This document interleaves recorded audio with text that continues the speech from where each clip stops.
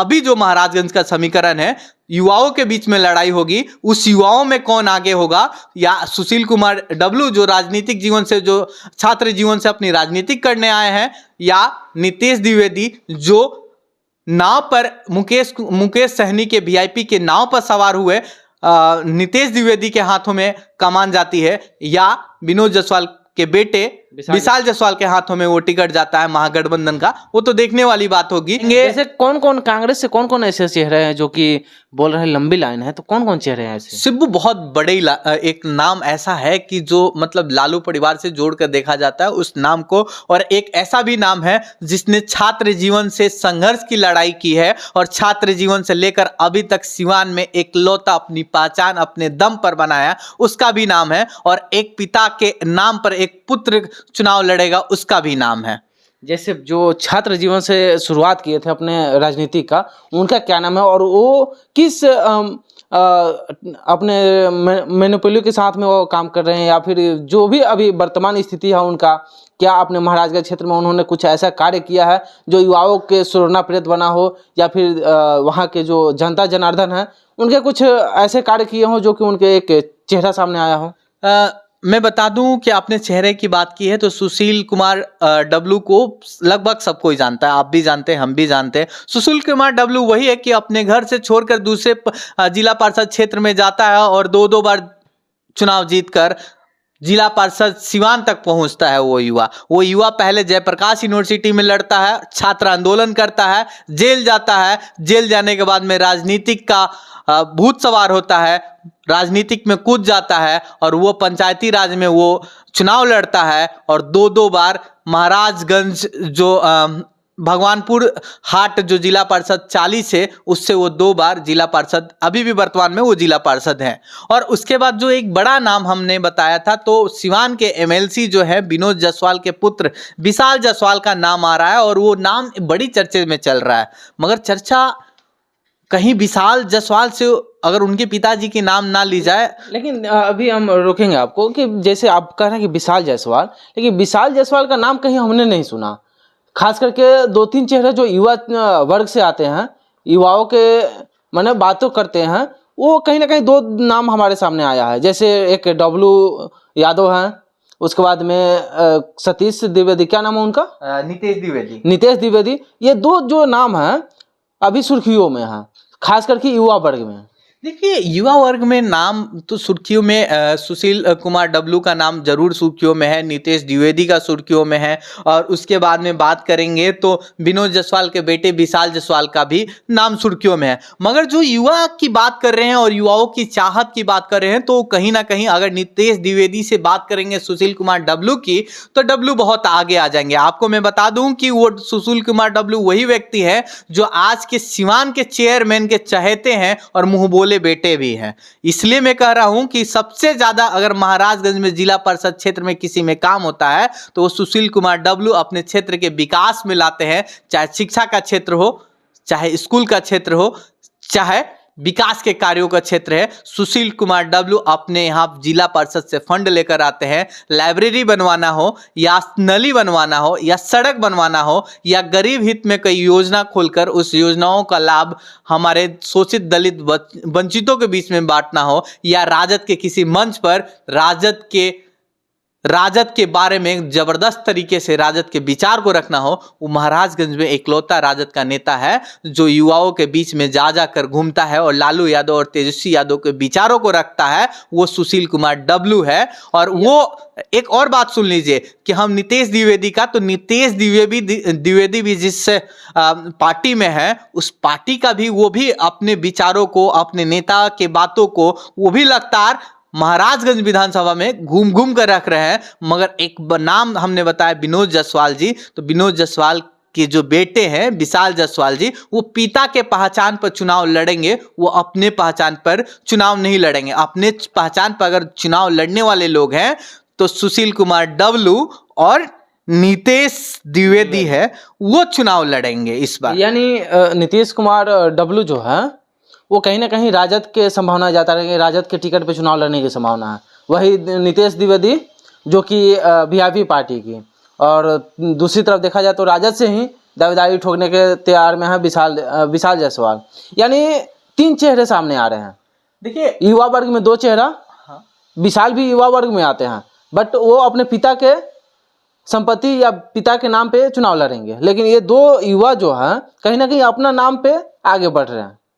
देखिए ये जो जो जो 2 युवा है सिवान महाराजगंज के विधानसभा में लगातार मेहनत करते हैं, 24 घंटा 365 दिन ये सुशील कुमार डब्लू जो है लगातार क्षेत्र में रहते हैं और लगातार लोगों के बीच में जाते हैं, लगातार लोगों की समस्या सुनते हैं और लगातार राजद पार्टी के विचारधारा को कार्यकर्ताओं से लेकर आम वोटरों तक पहुंचाने का वो कार्य करते हैं। चाहे लालू यादव का कोई मैसेज हो, चाहे तेजस्वी यादव का कोई योजना की बात लोगों तक पहुंचाना हो, चाहे लालू यादव के द्वारा मैसेज भेजे गए कार्यकर्ताओं के बीच में जाकर बताना हो, तो वो सुशील कुमार डब्लू महाराजगंज में करते हैं। विनोद जायसवाल के जो बेटे हैं वो अपने पिताजी विशाल जायसवाल अपने पिताजी के नामों पर चुनाव लड़ेंगे। वो पार्टी के नाम, पार्टी के सिंबल हो सकता है, मगर वो विनोद जायसवाल चुनाव लड़ेंगे। विशाल जायसवाल केवल वो मुखौटा होंगे। जैसे महाराजगंज लोकसभा में देखा है कि वैसे ही आप महाराजगंज विधानसभा में अगर कहीं ना कहीं भगवान या पार्टी अगर विशाल जायसवाल को टिकट देती है तो वो विनोद जायसवाल वाली बात होगी। अच्छा, जातीय समीकरण वहाँ का क्या रहेगा? जिस तरह से अभी चल रहा है कि बिहार में एक अलग ट्रेंड चलता है, सभी जगह का पॉलिटिक्स एक तरफ रहता है, बिहार का पॉलिटिक्स एक तरफ रहता है, क्योंकि बिहार में जातीय समीकरण देखा जाता है। जिसकी जाति संख्या ज़्यादा होता है वहाँ से उसको टिकट दिया जाता है। क्या वहाँ का क्या जातीय समीकरण देखिए वहाँ के जो जातीय समीकरण है ना, मुस्लिम, यादव, राजपूत और भूमिहार और शाह, जिसको हम लोग बनिया समाज कहते हैं, ये जो 5 जातियाँ है ना अहम है। वहाँ पर निर्णायक जो होती है ना एमओआई समीकरण और उसके बाद में मतलब कुशवाहा समीकरण भी मायने रखता है। वो महाराजगंज लौकुश समीकरण। अब आप सोचेंगे कि 2020 के विधानसभा जब चुनाव हुआ था, जब वहां पर महागठबंधन से कांग्रेस उम्मीदवार थे तो उनको 31% वोट मिला था। जो जेडीयू के प्रत्याशी थे हेम नारायण गुप्ता थे, उनको 28% के आसपास वोट मिला था। वहीं लोजपा के जो कैंडिडेट थे डॉक्टर देवरंजन सिंह, उनको 11% वोट मिला था। ये मैं 2020 की डेटा बता रहा हूं। अब जातीय समीकरण की मैं बात करूं तो वहां पर मुस्लिमों की संख्या 13.13 है, यादवों की संख्या लगभग 13-14 के आसपास में है, राजपूतों की संख्या भी 13-14% के आसपास में है, मतलब जिसको हम भूमिहार समाज कहते हैं उनकी भी अच्छी खासी 6-7% वोट की संख्या है। कुशवाहा समाज भी 8-9% के आसपास में है और बनिया समाज भी लगभग 7.5% के आसपास में है। जो निर्णायक जो वोट बैंक है ना, राजपूत, मुस्लिम, यादव और भूमिहार और बनिया के बीच में और कुशवाहा के बीच में ये निर्णय होता है। और इस समाज से कैंडिडेट आ जाता है, या ब्राह्मण समाज से कैंडिडेट आ जाता है, तो ब्राह्मण समाज की भी 3-4% वहां पर संख्या है। इस कारण से एमओआई समीकरण सेट कर जाता है और महाराजगंज से महागठबंधन की जो होती है बात वो बन जाती है। यानी कहा जाए तो वहां पे मुस्लिम, यादव एक तरफ अगर जो हो जाए तो वहां पे कहीं ना कहीं जातीय समीकरण इधर से उधर हो सकता है, क्योंकि जिस पार्टी के सिंबल से कोई भी प्रत्याशी आता है, जैसे दुबे हो गए, क्योंकि खास करके अभी वहां अगर देखा जाए तो कांग्रेस भी पिछली बार दुबे को ही वहां से कैंडिडेट बनाई थी, यानी ब्राह्मण परिवार से। तो कहीं ना कहीं इधर 5%, उधर 14 और 14, 28 और 4, 32% के आसपास में, यानी कहीं ना कहीं ये 3 समीकरण लेकर के महागठबंधन चल रही है वहां पे। देखिए जब ये समीकरण महागठबंधन बनाता है ना, तो उस समीकरण एक और बनता है, राजपूत वोट वहां पर निर्णायक हो जाता है इस समीकरण में। और राजपूत वोटर, जो राजपूत नेता होते हैं ना, उनका बोलबाला चलता है। आप कहिएगा कैसे? जैसे वहां पे बताइए क्या रीजन है, क्योंकि जातीय समीकरण देखा जाए उस हिसाब से तो ऐसा नहीं लगता है। देखिए एम के साथ वाई चला जाएगा, भाजपा के साथ या जेडीयू के साथ में कभी भी राजपूत समाज अपना पार्टिकुलर नेता देखता है कि इस विधानसभा से हमारा प्रतिनिधित्व कौन करता है, हमारा नेता कौन बनेगा। अगर उस समाज के नेता नहीं आते, जैसे 2020 की विधानसभा की बात करें तो उस समाज के नेता नहीं आए, तो उस समाज के नेता थे लोजपा के डॉक्टर देवरंजन सिंह थे, तो उनको राजपूत समाज ने समर्थन किया था। तब उनका जाकर 11.2 जो वोट परसेंटेज थे, तब जाके देवरंजन सिंह को उतने वोट मिल गए थे। तो वहां पर अगर कहीं ना कहीं अगर जेडीयू या एनडीए अगर राजपूत समाज के कैंडिडेट को लाता है और एमवाई समीकरण या कोई भी समीकरण या बनिया समीकरण को राजद यूज करता है, तब तो वहां पर निर्णायक होगा। अगर मान लीजिए कि एमवाई में से समीकरण में से बनवा दिया, राजद ने टिकट किसी प्रत्याशी को दे दिया और उधर से किसी बनिया समाज के कैंडिडेट मिल गया, बनिया समाज से कोई चुनाव लड़ने आ गया, तो ऐसा नहीं होगा। तब वहां पर एमवाई के अलावा एक राजपूत जो कैंडिडेट या राजपूत वोट बैंक या कुशवाहा वोट बैंक जो होगी वो निर्णायक शामिल हो जाती है। वहां पर उस समय ब्राह्मणों की जो वोट बैंक है ना, वो निर्णायक शामिल होती है और तब जाकर समीकरण बनेगा।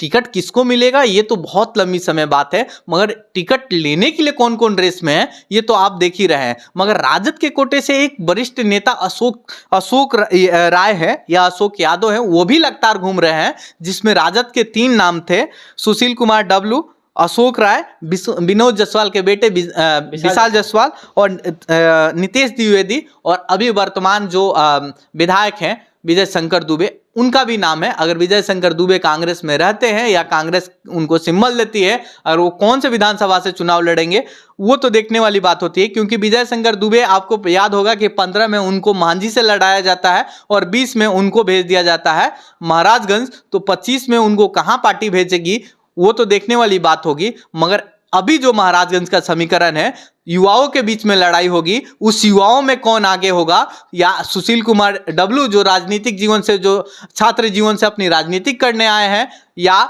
नितेश द्विवेदी जो नाव पर मुकेश सहनी के वीआईपी के नाव पर सवार हुए नितेश द्विवेदी के हाथों में कमान जाती है, या विनोद जायसवाल के बेटे विशाल जायसवाल के हाथों में वो टिकट जाता है महागठबंधन का, वो तो देखने वाली बात होगी। और जातीय में समीकरण में कौन सा समीकरण महागठबंधन साधेगा और कौन सा समीकरण एनडीए थामेगा और साधेगा, वो तो देखने वाली बात होगी। मगर फिलहाल जो लड़ाई है वो दोनों के बीच में होगी।